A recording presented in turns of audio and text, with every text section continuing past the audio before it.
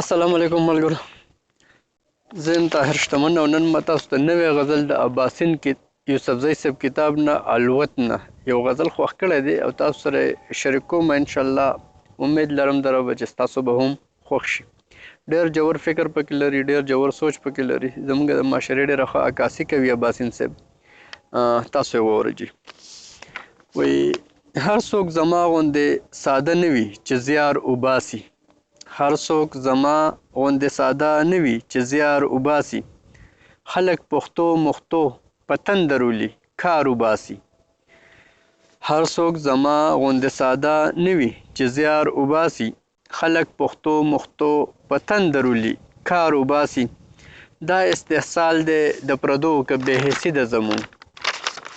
دا استحصال دی د پردو که بې حسي ده زمون. څه چل خوشته دی چې توبې مو هر سالار وباسي. دا استحصال دی د پردو که بې حسي ده زمون.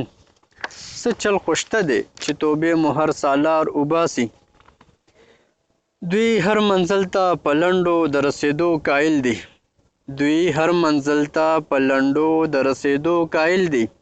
پښتانه ځکه په سمسور پټي کې لار وباسي. د داسې باغ به آخر څوک وي چې پالنه وکړي.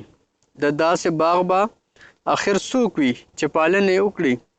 چې ترې مالیان په خپله بوټی میوهدار وباسي.